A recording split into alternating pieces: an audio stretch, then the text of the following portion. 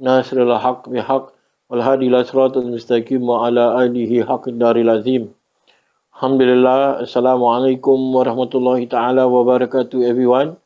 May peace be upon you and your family and friends wherever you are. We pray that you are in good health, well-being and good iman inshallah under the difficult times in this pandemic. Alhamdulillah, welcome to another online Sud Ilahi event. MashaAllah, tonight, one of the blessed night in Sha'ban, the month of the Prophet Sallallahu Alaihi Wasallam. We are here today again for another blessed lecture with Shaykh Abdul Aziz Fredericks. Before I get into detail with the topic, I would just like to share with you the bio of Shaykh Abdul Aziz, who is a blessed man and a wonderful man of God and also one of our most beloved teacher from Glasgow. Shaykh Abdul Aziz Ahmad Fredericks was born in Nottingham in the United Kingdom, where he completed his schooling before moving to Leicester for university study. He completed a BD education specializing in language arts. He then went on to carry out postgraduate study in education in various universities, including London University, Institute of Education, Starlight University, and the Open University. He also did research at the School of Oriental and African Studies. He has published a number of articles on education and designed the curriculum on Islamia School, London. At the time, it achieved voluntary aided status. The curriculum was published by the Islamia Schools Trust. He edited many books on Islam, including several under the direct supervision of his teacher, Fatul Gulen. He has worked as a teacher, head teacher, and school principal in England, Scotland, South Africa, Saudi Arabia, and United States of America. As an educational consultant, he has worked on projects in Turkey, Yemen, Kenya, Jordan, and South Africa. He has a special interest in special educational needs and additional support and currently work full-time as additional support manager for a local education authority. He has worked as a policy advisor for several education authorities and schools, including in the UK Madrasa network. His Islamic studies took him to various parts of the world where he studied under many prominent traditional scholars. And one of them is the most prominent, most known, who is Habib Mashur al-Haddad, under whom he studied in Jeddah, and Sheikh Abdul Rahman al-Kitami in Kenya. He translated the essential of Islam, right, by, by Habib Ahmad bin Zain al-Habshi and 40 hadiths on the Quran by Mullah Ali al-Qari and is currently working on various translations, including the one that has been published, Nasya Dinia of Habib Abdullah Haddad, and the famous one that we know, Educating Children, Riyadatul Sibyan of Imam Ramli. Shah Abdul Aziz used his teaching experience and variety of used modern teaching methods and an interactive style. He has taught various books around the world, including the Book of Assistance of Habib Abdullah Haddad and the 40 Hadiths of Imam Nawawi.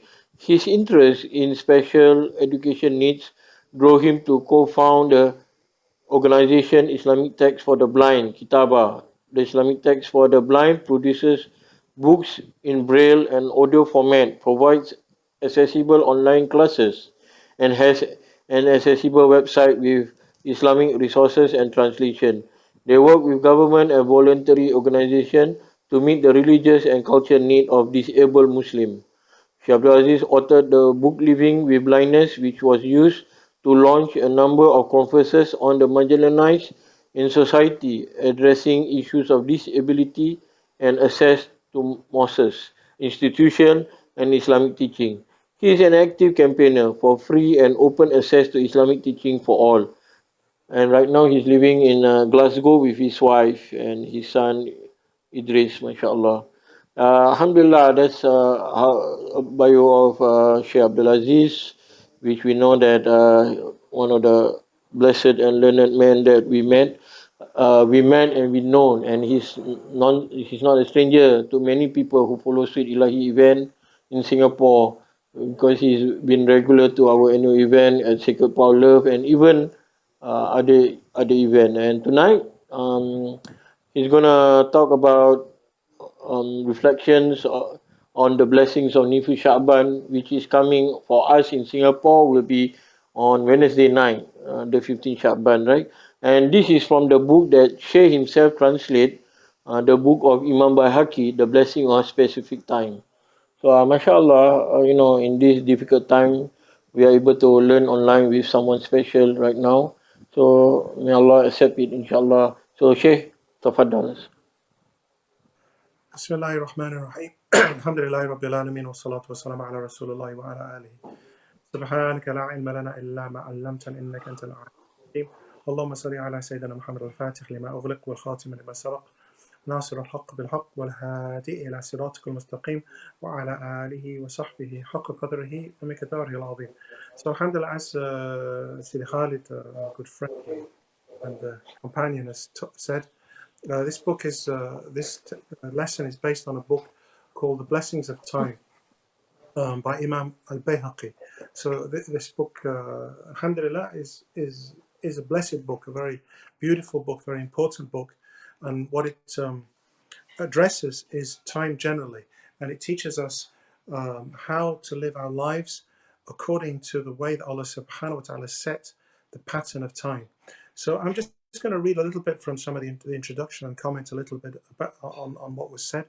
The book was translated and published under the guidance of our teacher Maulana Afifuddin al-Jailani, teacher Sheikh Maulana Afifuddin al-Jailani, who's well known in Singapore. And he wrote in the introduction, he says, as it is said, there are only three types of day.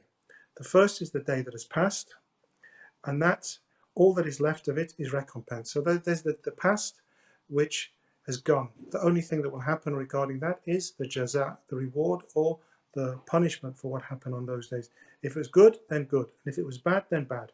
The second day is the last day, which is awaited, and that is beyond our control. We don't know whether we'll be in a good state. We ask Allah to protect us and give us that bounty, or whether we will be in a state of shakawa, of wretchedness, and we ask Allah protection from that. So here, what Imam Shaykhana Maulana Afifuddin is saying is it resonates with a famous English saying: "Is yesterday is the past, tomorrow is the future, and today is called the present because it's a gift." And so we must use this gift to invest for that future. So the third day is the one that's presently with us. It is an opportunity to obtain both the good of this temporal world and that of the eternal world. So this is how Imam al-Shaykhana Afifuddin al-Jailani, he introduces the book. What he does, he wants to tell us two things. One is the importance, our responsibility when it comes to the concept of time is first of all to recognize time, to recognize the value of time, and to recognize that Allah subhanahu wa ta'ala has said in the Quran, wal asr, by time, innal insana lafi khusr, all of humankind is in a state of loss. So if you don't understand time, you will lose out.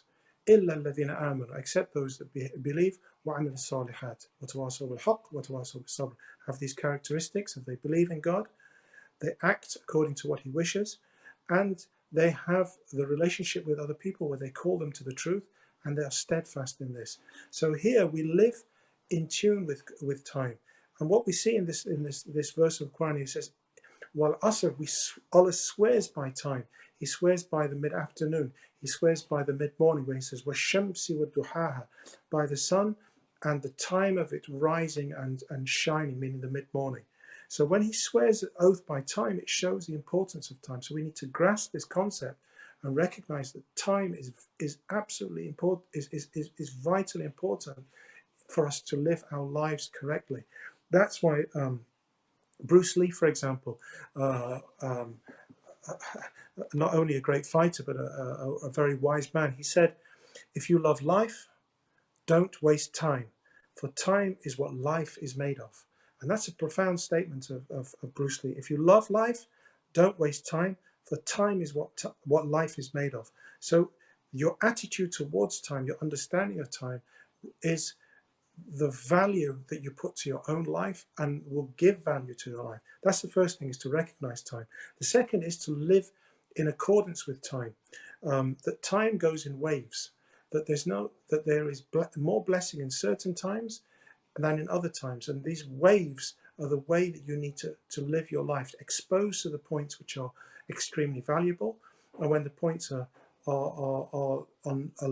less intense, then these are the times where you can use for less intense activities. So living your life in terms of the time, it's something that farmers naturally did. They recognized the sun. And those recognize the patterns of the sun. Those people that are careful about their diet, they know that time, the cycle of time, will affect the number of calories that they eat. If they eat at the right time, they'll not feel hungry at certain times, and then their overall calorie intake will be less. And planning your diet around time, exercise around time, is vital for you to benefit physically. Likewise, spiritually, you need to connect with the waves of time. For example, the Prophet Muhammad sallallahu alaihi wasallam says, "Inna fi sahar la baraka." In the last part of the night, before the dawn, there is special blessings, and these are physical blessings and spiritual blessings. The physical blessing is that if you eat during this last part of the night, the value of the food, the value of the food, because of the spiritual time, the time of the exposure to this spiritual moment, it will give you a value, will give you a spiritual and physical benefit that you can only get from eating at that particular time, which is why we are encouraged to eat this, what we call the suhoor, the sahri, the meal just before Fajr, when it's time for fasting, even if it's just a date or even if it's just a glass of water. That's not because of the value, the calorific value of the date or the calorific value of the water, but rather because you're connecting to the time that Allah subhanahu wa ta'ala has given blessing in. So this is what your attitude towards time will define the way you live. I'll give you an example again from Shaykh Afifuddin. One of his students, one of his top students, he asked him, "How long is your drive to work?" And the answer was given, 1,000 salawat. But if the traffic is heavy, 2,000 salawat.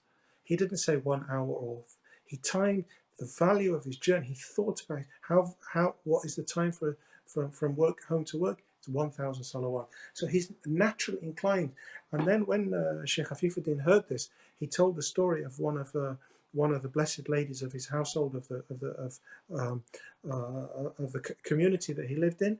When the husband asked how long is dinner, she would reply 300 salawat, and that actually showed, and there was a reality to that, because as she was cooking, she was making prayers upon the Prophet Muhammad sallallahu alaihi wasallam. Allahumma salli ala Muhammad, Allahumma salli alayhi wasallam, Allahumma salli ala Muhammad, Allahumma salli alayhi wasallam, Allahumma salli ala Muhammadin, Allahumma salli alayhi wasallam. So when they asked how long will food be, it will still be 300 more of those. That's because her cooking has been transformed into an act of worship. And can you imagine the blessing of the food from the hands of this blessed lady, who was blessed because she understood time and she was able to connect to time. So that's a brief introduction to time from our teacher, Shaykh Afifuddin.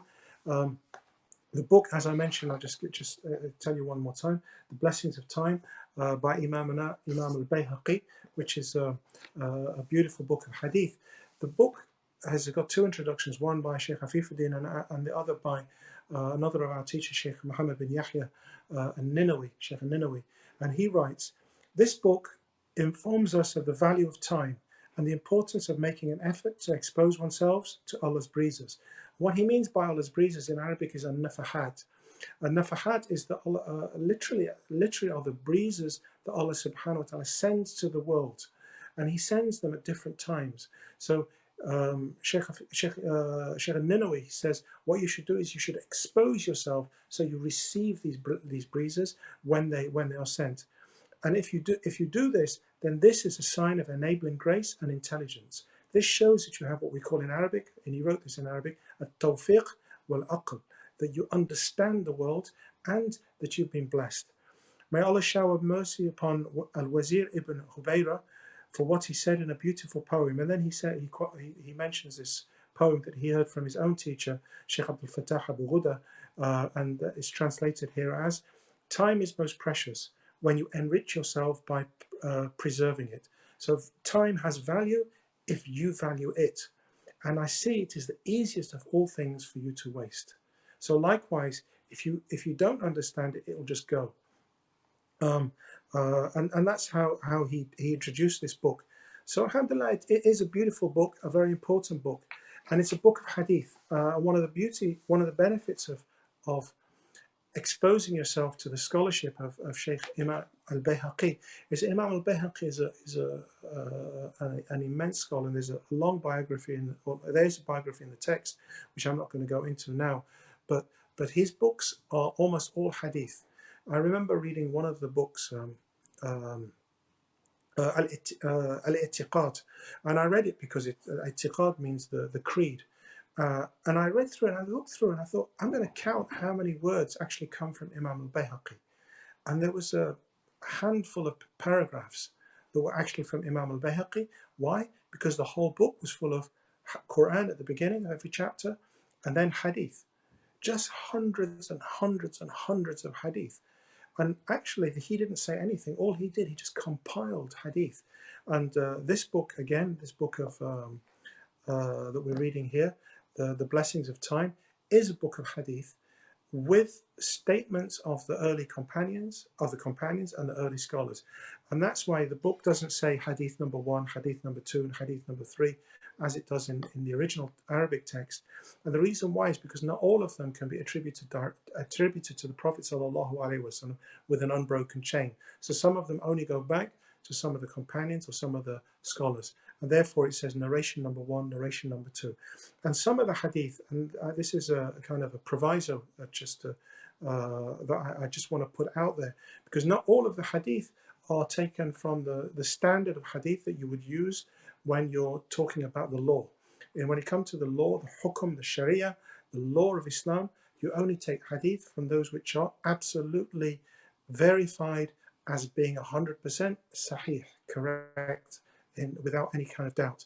However, this book is not a book about purely a book of hadith. It's a book of that has an intention. And I'm going to read from the translator's introduction to explain a little bit about hadith and the purpose of this book. And most of it comes from, is drawn from Imam al-Nawawi, for those people that are interested. It is well known that there are many categories and classifications of hadith. Imam al-Bayhaqi's intention in writing this book was for people to act in a way that would take best advantage of the blessings relating to specific times. Therefore, he does not go into detail about the strength of different chains of narration. Occasionally, he relates a hadith that has serious weaknesses in its chain. He does not do this out of ignorance of the weakness, but for two important reasons. So you will find in this book there are hadith which are not to the standard of Imam al-Bukhari or Imam Muslim. And if people don't only want to read those books, then fine, that's absolutely fine. And they shouldn't rely on the book that I'm talking about. However, he does know about hadith. He knows hadith much better than we do. And he uses these hadith for two reasons. First, where the weaknesses are severe, he relates the hadith to make sure people are aware of it. So sometimes he'll mention the hadith and then he'll say, this particular hadith is weak. And second, to make sure that the discussion of the topic is complete. So sometimes, rather than just leave things hanging, he'll say, give all of the hadith that are being mentioned about this, and then he'll point out, well, actually, this one is not that strong. However, he then comments by stating that this is hadith is munkar. In other words, he says, this is a hadith, but you shouldn't apply it. So there are these details in the book. When it comes to using the weaker hadith, he's not, there's no harm in using weak hadith where can you use your earphones, Truth? I can't see right now. The earphones are over there. As Khalid said, that's Idris. Who? Okay, he's just to go to the kitchen. No problem. See, this shows it's live dars. Alhamdulillah wa shukrillah. Right. So Imam al-Nawawi talks about weak hadith, and I'm going to quote him directly. The scholars from among the jurists and narrators of hadith have said that it is permitted and recommended to act upon weak hadith in the case of supererogatory actions and acts where one hopes for extra reward, targhib, or abstinence out of fear that they might be wrong, tarhib, as long as they are not rejected. So in other words, you can use weak hadith when it comes to those extra actions, the things which take you that one step beyond the fard, that you want to strive to do something extra. And if there's a hadith which is not not proven to be sahih, there may be some questions about it, it's still okay on condition that they are not extremely weak and that they are only being used for these specific beneficial actions which are beyond the halal and haram. Because as for rulings as halal and haram, permitted and forbidden, for trade, for marriage, divorce, other legal matters, one should not accept hadith except where they are authenticated as sound. So this book is about blessings, it's about excellence, it's about how to live your life in tune with time, and therefore some of the hadith may have some weaknesses in them. So Tayyib, that's an introduction to the text, and now inshallah what we'll do is we'll start moving onto some of the sections from the book, and I'm going to jump straight to chapter 2, which is the blessings of Sha'ban. And for those people that either have the book or intend to get the book, this is on page 40, and I'm going to read a little bit directly from the text. And this book isn't from Imam al-Bayhaqi, but is actually from the translator, who says, Sha'ban is the 8th month of the Islamic calendar, and this is the month that we're in now. It's derived from the root sha'aba, which means to gather, to assemble, or to rally.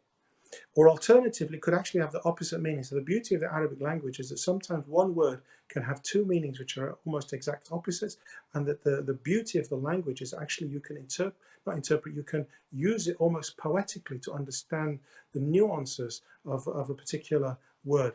So in this case, it's thought that its name is taken from the second meaning, to scatter or disperse, and historically it was the month in which people would separate themselves from each other and disperse in search of water. And what he's referring to here is that previously the months of the year were associated with the lunar months of the year, and the solar months of the year were put in tune prior to it's a long time prior to Islam, so that the farmers or the herdsmen could connect to both at the same time. And this, so approximately that time, Sha'ban was connected to roughly around the time of July. So it's also, so therefore they would scatter during these hot months to go and search for water. It's also thought that the word meant that they would scatter after they'd spent the time of Rajab together. So it's implied that they would disperse in hunting parties, because in the month of Rajab there were restrictions on hunting, and so they would stay together. And then the month of Sha'ban would come and they would disperse. Sha'abu, they would go out to disperse. So that's the meaning of the word Sha'ban. And so that's the month, the lunar month that we're in now. And of course, after these months became simply for worship, then the solar months and the lunar months were disassociated, so to speak. And now, because the lunar month is about 11 days shorter, so we'll know that Sha'ban will not always be in July, it will not always be as it is this year in April. It will move 11 days each year. So let's move on with the text to where the translator quotes from another book. This time he's not quoting this. This is, as I said, is an addition to the actual text. This is a additional text within the book, which is from a book called Kanz al-Najah wa Surur. And this explains what the month of the blessing of the month of Sha'ban. Know that the noble month of Sha'ban is one of the mighty months.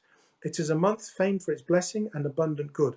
Repentance in it is amongst the greatest of the righteous gains, and acts of obedience in it are among the most profitable trades. So it's one of the months that are really, really blessed. What you get in this month will be greater than many of the other months. Allah made it one of the racetracks of time. That's what Abdul Hamid Qudus says. He says, he granted safety to those who turn back to him. So if you want to really be safe from all of the difficulties in your life, make tawbah in this month. Those who accustom themselves to thriving and striving in it succeed in Ramadan. So in other words, many of the scholars have said the way that you are in Rajab and the way that you are in Sha'ban will define how your Ramadan will be. So use this month as a preparation for that great month.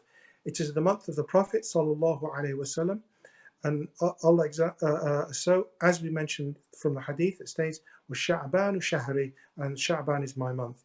In it, the moon was miraculously split for the Messenger sallallahu alaihi wasallam, and this relates to the story in the seerah, the life of the Prophet Muhammad sallallahu alaihi wasallam. In this month, the disbelievers of Quraysh came to the Prophet Muhammad sallallahu alaihi wasallam and said, "We want to see some miracle that you do to prove that you're a prophet. You say you're a prophet. You get prove us, to show us a miracle." And what he did, they said, "Split the moon." So he pointed to the moon with his hand, and the Prophet always used to use his full hand when he pointed. Never used to do this. He always used to do this. He pointed to the moon, and the moon split. And this was witnessed by those all around him, believers and non-believers, and it was also witnessed by people in Persia who later, when they heard about the event, the details of the event, they recognized that that did actually happen, and they witnessed it at that time. So that all happened in this month, and that's one of the reasons why they say this month is connected to the Prophet sallallahu alaihi wasallam, and therefore it is in this month that sending prayers on the Prophet has been mentioned in the Tuhfat al-Ikhwan. And so always pray upon him abundantly, O brothers, especially in the month of Sha'ban. On the night that falls midway, which is, as Khalid had mentioned, Nisfu Sha'ban, the 15th of Sha'ban, which in Singapore will be marked on this Wednesday, the lifespans of the slaves are divided, and proximity and distance are determined. This is from Kanz al-Najah wa-Surur, and as I mentioned, the full quote is there in the book. As I said, this book is a book of narrations, and I'm just going to quote one narration, one hadith from that chapter 2, which is about Sha'ban, and it's hadith number 21. Inshallah, I think I'll quote it in Arabic first, inshallah ta'ala.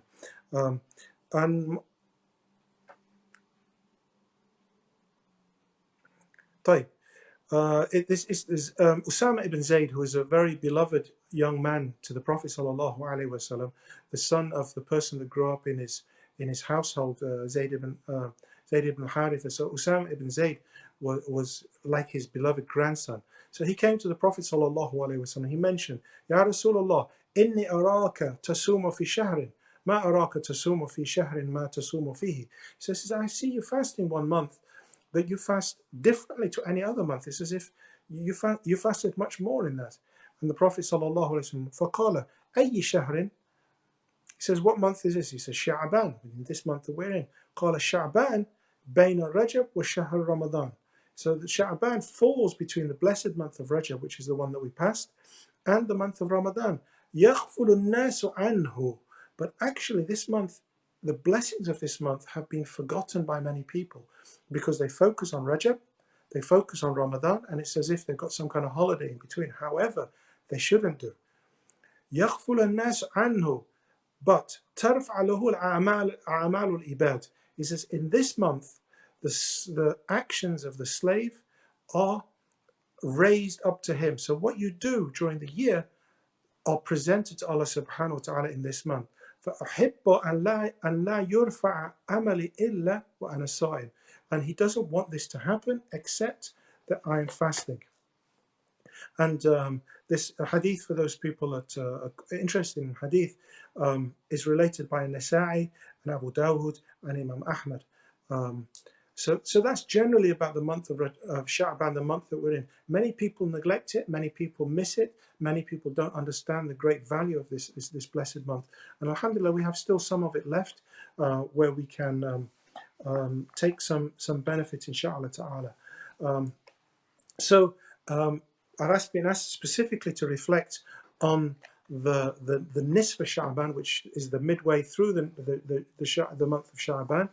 And again, I'll quote from the next chapter, chapter 3, which is on the blessings of the 15th of Sha'ban. And again, the translator quotes directly from Kanz al-Najah wa-Surur, the book that I referred to earlier, which was written by one of the great Meccan scholars of the last century, actually the century before. The night that is midway through Sha'ban has many names. So he says this night that we're referring to on Wednesday has many names. And having many names indicates the high status of the thing being named. So a thing only has many names if it has a great value. And this is one of the things that we know of this night, Laylat Nisfu Sha'ban. Al-Fashani mentions most of them in his book, At-Tuhfa, and with each name, the wisdom behind it being attributed to that particular name. So he said that in this book, Tuhfa, all of the names are mentioned, and I think there's something like almost 1,000 names, many names. And after each name, he explains what the significance of that name is. So here, there's kind of an abridged version in here. And after it, he produces a hadith or a tradition about it. So then he connects it to that particular name through a narration. He also mentions, so the names he mentions, Laylatul Mubarakah, the blessed night, Laylatul Bara'ah, the night of freedom from the fire, Laylatul Ijabah, the night and the prayer will be answered, Laylatul Qismah, the night of distribution. And I know in Cape Town, South Africa, we call it Ruah, and I don't know if that's from our Indonesian roots, but and I have no idea what that means apart from this for Sha'ban. But alhamdulillah, they're all some of the names. So you'll find that on Wednesday, all over the world, people will gather, and alhamdulillah, Masjid Ba'alawi, they put out a short text, because there won't be any gathering there, to say that the intention that you should have is to read Surah Yasin 3 times. So on this night, Laylatul Isra wal Mi'raj, on Wednesday night, you will read you should read Yasin 3 times. The first one with the intention of Tul al-Umr and Ma'a Tawfiq lit-Ta'ah, that the intention of long life. And this life will be spent with blessings from Allah and the ability to obey Him. The second, wal ismata min al-afat wal ahat, or daf al-bala, which means that you have protection from all kinds of tribulations and pushing those tribulations away. Wa niyat sa'at al-rizq, and also the intention of that Allah gives you plentiful sustenance, rizqi, as you say in Malay. And then the third one is niyat al-istighna' an-nas wa husnul khatima, is that you have independence from people, so you don't need people, that you depend only on Allah, and Allah provides for you without you needing and recognizing and attributing to people, and that you have a husnul khatima, good. And then afterwards, traditionally, depending on which part of the world you're on, this will be followed by a dua. The people of the Nusantara area are very much influenced by the great Shaykh Imam Abdul bin Alawi al-Haddad, and his son Imam Hassan bin Abdullah bin Alawi al-Haddad. He has 2 very famous du'as for Laylat Nisfu min Sha'ban. One is a short one, and one is a slightly longer one, or fuller one, which has much more Quran and prophetic du'as in it. And this is, I think, what Masjid Ba'alawi distributed, and this is certainly what I've experienced when I've been in the Nusantara area on the Nisfu Sha'ban. And this is read by in Hadramaut, in Africa, in East Africa, and wherever the influence of Imam Abdullah bin Alawi al-Haddad is great. It's also found in places where it isn't great. I've been in Pakistani communities where they read exactly the same dua, but they just didn't know that it was attributed or compiled by Imam Hassan bin Abdullah bin Alawi al-Haddad. And then Sayyidina Abdul Qadir al-Jailani, Kutub al-Rabbani, he also has a famous dua, which is attributed to him to be read on Laylatul Nisfu min Sha'ban, and where his influence is great. This is also read, and alhamdulillah, I pray that I'm blessed to read both the du'as of Imam Ahmad bin Hassan, the dua of Hassan bin Abdullah al-Haddad, and of Sayyidina Abdul Qadir al-Jailani. Ameen, inshallah. So I'm going to finish now a little bit with some of the hadith related to Nisfu Sha'ban,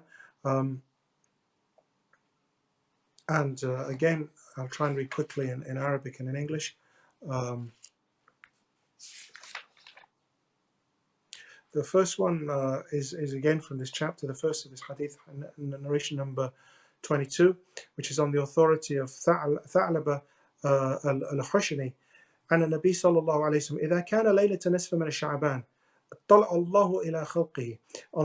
When it comes to this Nisfu Sha'ban, on this night of the 15th of Sha'ban, which as Sidi Khalid has said will occur on Wednesday, on this night Allah will look to will look over his creation, فَيَغْفِرْ لِلْمُؤْمِنِينَ, and he will forgive those that believe in him, وَيُمْلَأ الْكَافِرِينَ, but he will I don't know how you say that. Let's read it. Except that he forgives his creation, and وَيُمْلَأ الْكَافِرِينَ, and he will leave those disbelieve him.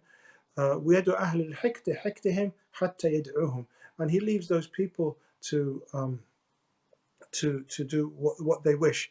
And this connects to another hadith which is related by Mu'adh ibn Jabal, where he says, يَطَّلْعَ اللَّهُ تَبَارَكَ وَتَعَالَى إِلَى خَلْقِهِ فِي لَيْلَةِ نِصْفِ مِنَ شَعْبَانَ فَيَغْفِرْ لِجَمِيعِ خَلْقِهِ. And in this hadith he mentions that he forgives everybody except إِلَّا مُشْرِكٍ أَوْ مُشَاحٍ, except those people who attribute partners to God, those that attribute partners to Allah subhanahu wa ta'ala. And the second one is al-mushahin.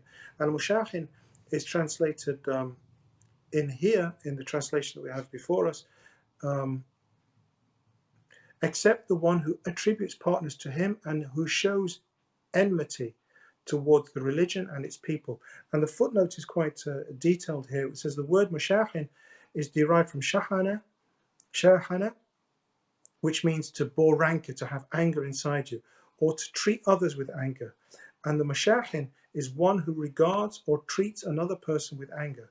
According to Lane's lexicon, it has the technical definition, schismatic innovator of religion, or one who has rancor towards the companions, or he who forsakes the institutes of rule and usage of his prophet, who speaks against his people, or who sheds their blood.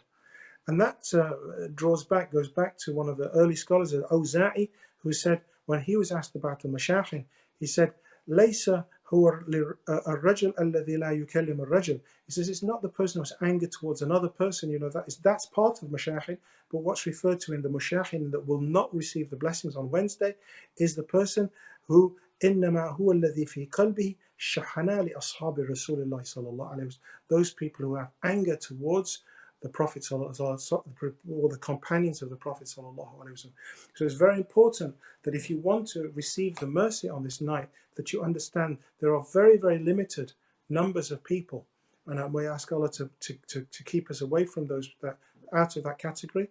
They are those that attribute partners and those who have anger towards the companions of the Prophet ﷺ in particular, and who have anger towards the Muslims in general, because the mashayikh here are those, and we know the types of people that they are, that you hear them, and they're always finding fault with other Muslims, that they're always trying to prove how clever they are, that they know hadith better than everybody else, that they know this better and they know that better, and you're going to the hellfire.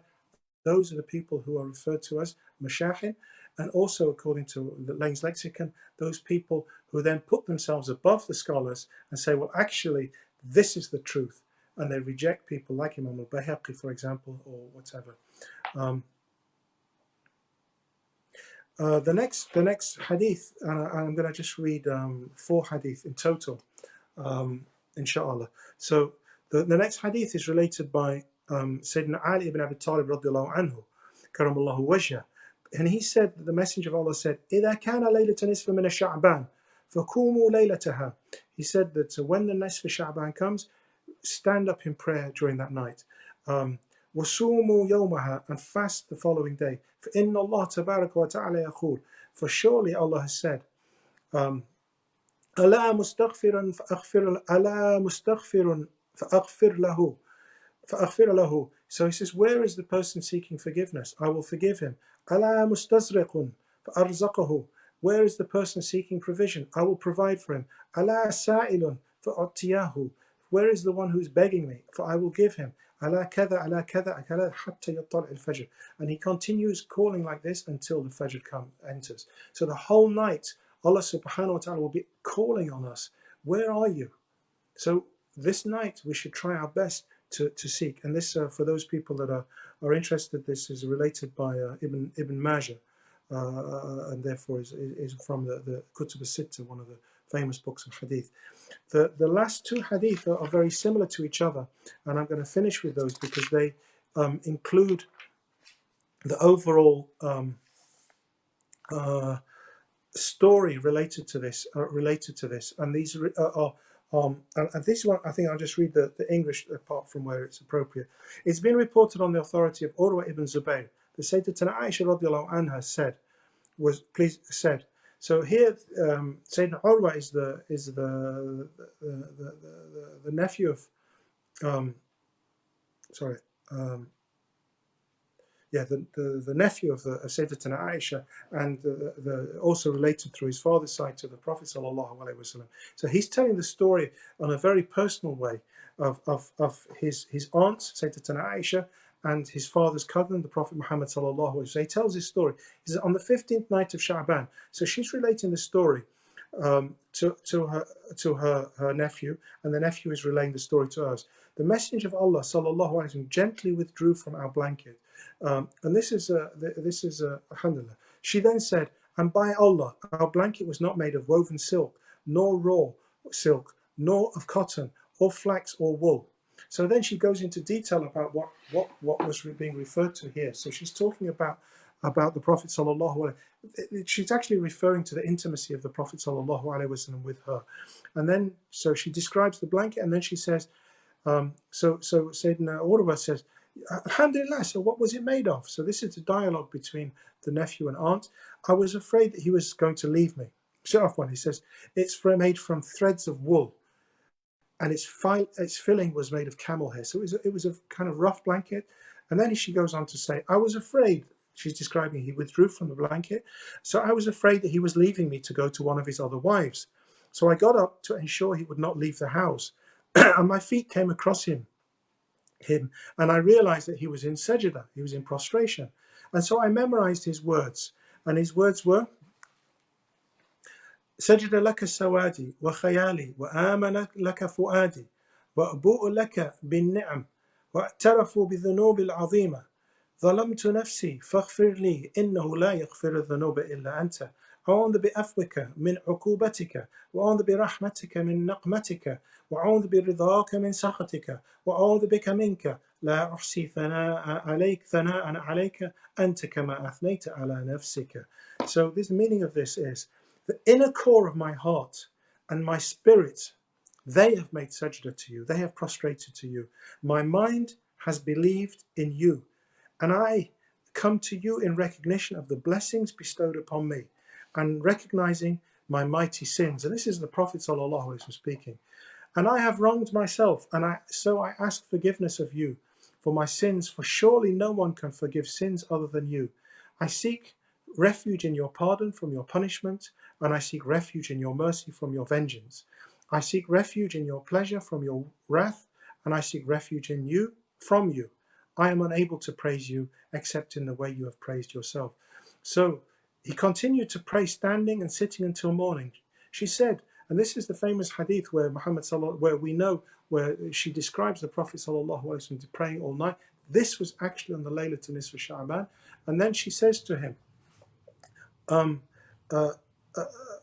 by you, my father and my mother, you have tired yourself. Has not Allah pardoned you? So in other words, asking, why do you spend this whole night in prayer when Allah is that all of your sins or low states have been forgiven, those that have happened and those that haven't happened yet. And he says, "Ala akuna abdan shakura," should I not be a grateful slave? So here, if we can't memorize the dua, don't worry about it. What we should realize is that his state was of total humility. If you listen again to those words, they are total humility. So if you want to come to this day, do not be of the mashahid. Do not be people full of pride and anger and rancor towards people and towards Allah and His Messenger. And even though they may be Muslim, they're still full of anger, even anger towards other Muslims, to other companions. Don't be like that. be like the Prophet sallallahu, who fell in sajda, spent the night in total humility, and then he woke at the end of the night, or he raised, sorry, at the end of the night as a grateful slave.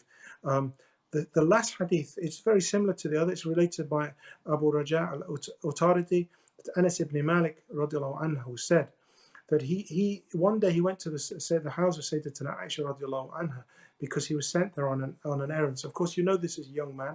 He was sent there on an errand from the mosque. So the Prophet sallallahu alaihi wasallam sent him on an errand to the mosque, just at a point where he was about to tell the companions about Laylatul Nisfu min Sha'ban. So when he got to the house, when Sayyidina Anas, the young boy, got to the house of Sayyidatina Aisha radiallahu anha, he says, "Be quick, because I need to get back, because I need to hear what the Prophet sallallahu alaihi wasallam is going to say." So she said to him,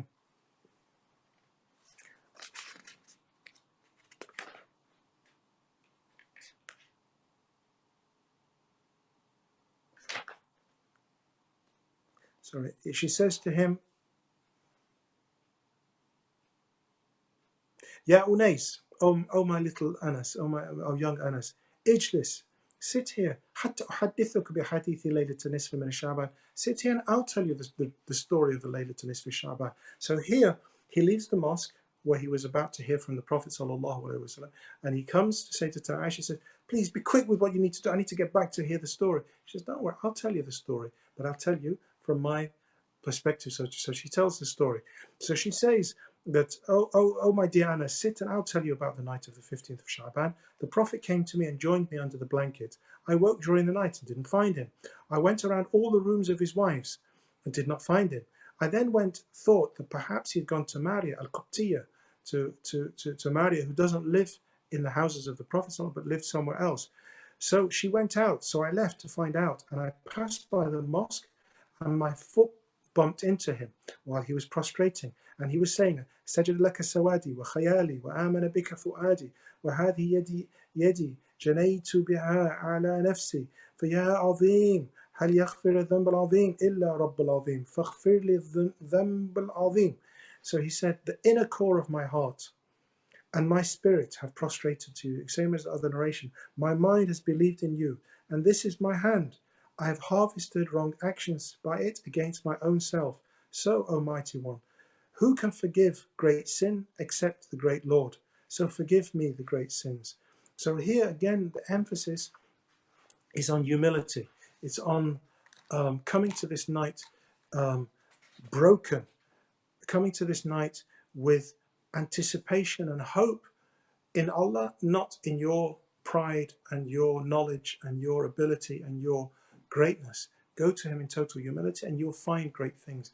And we ask Allah to bless us during this whole month, during our whole lives, but in this month, and in particular on Laylatul Nisfu min Sha'ban. And I hope these reflections are of benefit to you. And we ask Allah to increase us and increase us in all khair.